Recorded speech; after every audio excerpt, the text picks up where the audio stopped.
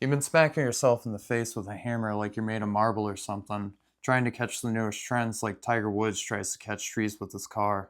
But you aren't made of stone, and this car crash isn't gonna get you any closer to her heart. Real men know that what all women really care about is their cooking skills, and I'm about to inject so much pure skill and passion into you that you will be the only one that truly exists to her. I'm gonna be breaking down this dock. Usually I just get them at Aldi's. They're like 20 bucks a dock, but there.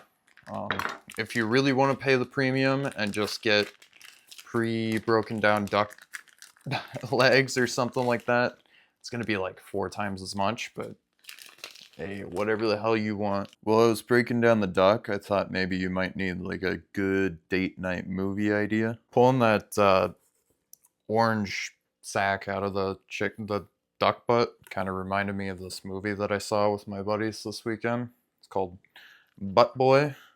It's about a guy who like shoves a baby up his rectum, and this detective that's looking for the kid. And I think the kid is the detective's baby, but it was a pretty good movie. I want to salt my duck legs pretty thoroughly on both sides. And then I like to just dry brine them overnight in the refrigerator. And I also wrap them in some paper towel. These guys can go straight into a vacuum bag with some garlic and herbs. And we're going to preheat a sous vide to 155 degrees Fahrenheit. And we're going to put our duck into the bath for 12 to 36 hours.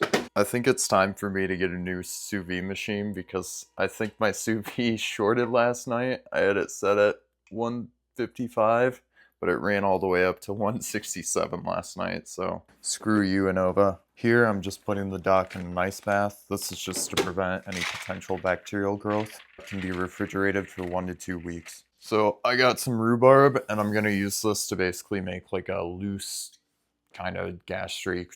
I just don't want to add enough sugar to basically make it into a syrup, but you need some sugar to cut through the acidity of the rhubarb. We're sending the rhubarb through the fruit viscerator. You ever meet one of those people who buys a juicer and then they decide that their only substance intake should be juice? My dad was like that when I was a kid for a while, and I'd have to tell him every day I didn't want his damn juice. I remember all there being in the house for me to eat was juice and fruit pulp for like 3 months. The rhubarb juice up over medium heat. You don't want it to really simmer or boil, but you want it to be warm enough to dissolve the sugar easily. I like to use 2 teaspoons of sugar or honey to a half cup of rhubarb juice. You can also make an awesome simple syrup with a 2-to-1 ratio of sugar to rhubarb juice, and I'm sure your future wife would appreciate a strawberry rhubarb daiquiri. We're going to start on a cheesy polenta to go with our duck by mincing 2 cloves of garlic and a shallot.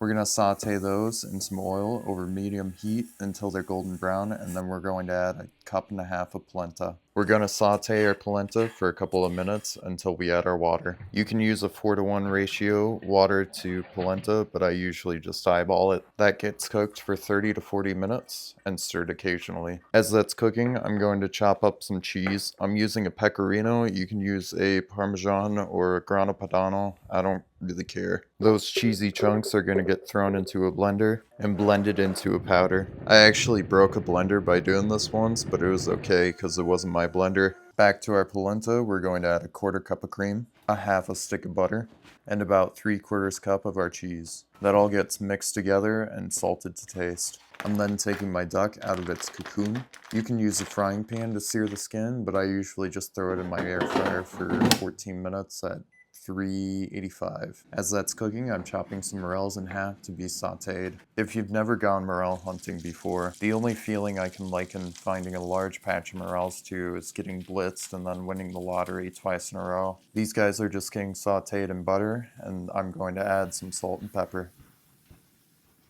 Then I'm going to build a little bed for my duck leg using our polenta to be placed upon its polenta home. Then I decided to use a bigger bowl instead because that duck leg is really big for that bowl. We're going to garnish that with our mushrooms, some of my never-ending pickle ramp supply, and some wood sorrel, and then drizzle on a couple tablespoons of our rhubarb. Ah, num num num num num nums. Like, comment, subscribe.